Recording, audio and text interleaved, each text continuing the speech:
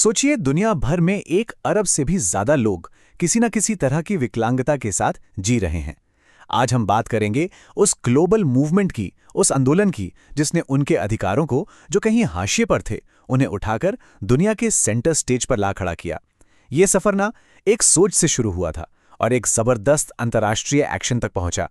तो चलिए समझते हैं कि ये सब हुआ कैसे। देखिए, विकलांगता अधिकारों के इस पूरी कहानी के दिल में ना एक बहुत ही गहरा सवाल छिपा है। सवाल यह है कि क्या विकलांगता एक पर्सनल प्रॉब्लम है जिसे ठीक करने की जरूरत है, या फिर ये हमारा समाज है जिसे खुद को बदलने की जरूरत है। और यकीन मानिए, इस एक सवाल का जवाब सब कुछ बदल देता है। स्क्रीन पर जो दिख रहा है वो विकलांगता के बारे में हमारी सोच में आए एक क्रांतिकारी बदलाव को दिखाता है। एक तरफ है मेडिकल मॉडल। ये मॉडल कहता है कि विकलांगता इंसान के अंदर की कमी है जिसे ठीक करना जरूरी है, मतलब सारी जिम्मेदारी उस एक व्यक्ति की। लेकिन दूसरी तरफ है सोशल मॉडल, जो पूरी कहानी ही पलट देता है। ये कहता है कि अरे, असली प्रॉब्लम तो समाज में है, हमारी बनाई हुई रुकावटों में है, चाहे वो बिल्डिंग्स हों या हमारी सोच। और बस यही जो दूसरा नजरिया है ना, इसी ने उस ग्लोबल मूवमेंट की नींव रखी जिसने दुनिया को देखने का तरीका ही बदल दिया। तो सवाल ये है कि सोच में ये इतना बड़ा बदलाव आखिर आया कैसे? चलिए इसकी पूरी यात्रा को समझते हैं। ये कहानी एक बहुत ही सरल लेकिन बेहद शक्तिशाली बदलाव से शुरू हुई थी। देखिए, 1970 के दशक में यूएन ने विकलांगता को अपने एजेंडे पे रखा। ये पहला कदम था, लेकिन तब भी सोच वही पुरानी थी, मेडिकल मॉडल वाली। असली बदलाव तो तब आया जब विकलांग समुदाय ने खुद को ऑर्गेनाइज करना शुरू किया। उन्होंने आवाज उठाई और एक नए नजरिए की मांग की, सोशल मॉडल की, जिसने समाज को ही सवालों के घेरा में खड़ा कर दिया। और उनकी आवाज में इतनी ताकत थी कि साल 2001 आते-आते यूएन एक ऐतिहासिक अंतर्राष्ट्रीय संधि, एक ट्रीटी बनाने के लिए तैयार हो गया। और उस कमेटी की मेहनत का नतीजा एक ऐसा डॉक्यूमेंट जो आगे चलकर विकलांगता अधिकारों के लिए एक ग्लोबल स्टैंडर्ड बनने वाला था।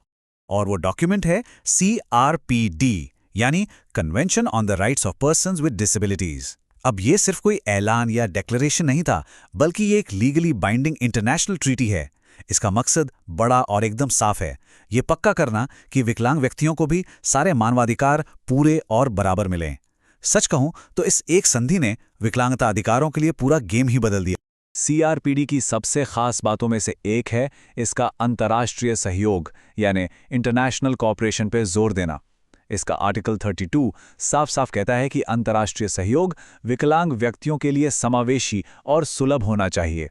ये अपने आप में एक बहुत पावरफुल बयान है। इसका मतलब है कि विकलांगता अधिकार किसी एक देश की नहीं, बल्कि हम सब की, पूरी दुनिया की साझा जिम्मेदारी है। तो ये सहयोग असल में होता कैसे है? आर्टिकल 32 इसे 3 हिस्सों में बांटता है। पहला है कैपेसिटी बिल्डिंग, मतलब जानकारी, ट्रेनिंग और बेस्ट प्रैक्टिसेस को शेयर करना ताकि देश अच्छी पॉलिसी बना सकें।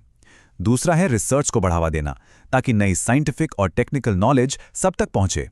और तीसरा है मदद देना, यानी जरूरी आर्थिक और तकनीकी सहायता, जिससे विकलांग व्यक्ति समाज का हिस्सा बन सकें।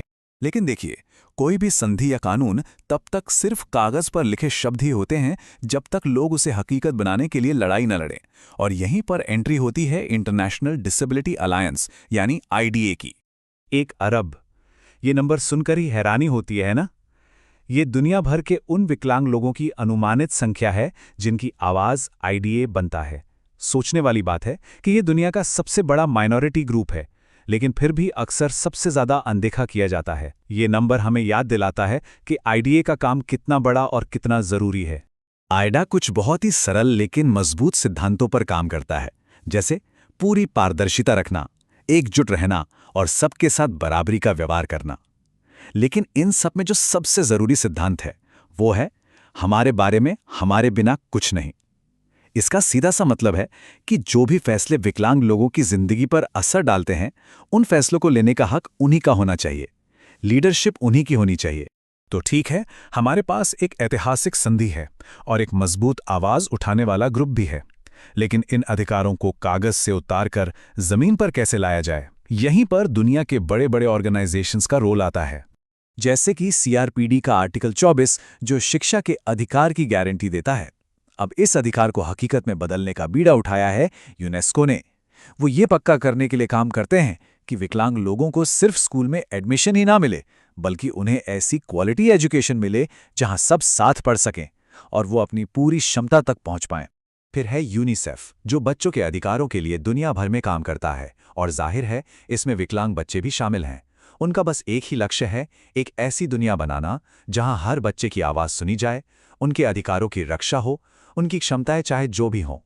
यूनाइटेड नेशंस डेवलपमेंट प्रोग्राम यानी यूएनडीपी ये बात अच्छी तरह समझता है कि हम गरीबी को तब तक नहीं मिटा सकते या सस्टेनेबल डेवलपमेंट के लक्ष्य तब तक हासिल नहीं कर सकते जब तक हम विकलांग लोगों को पीछे छोड़ते रहेंगे।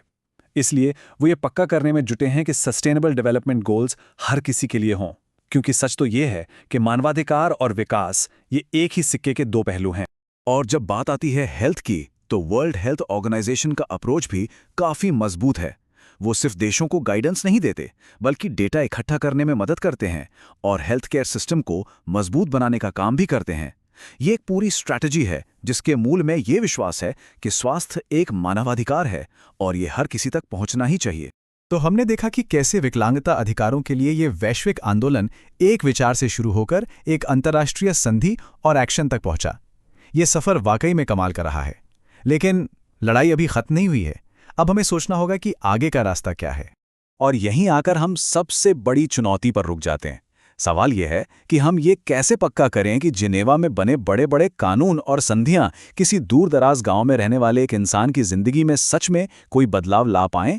ये एक ऐसा सवाल है जिसका जवाब हम सबको मिलकर खोजना है, क्योंकि एक ऐसी दुनिया बनाना जहां सब शामिल हों, जहां सबके लिए रास्ते खुले हों, ये काम हम सबका है।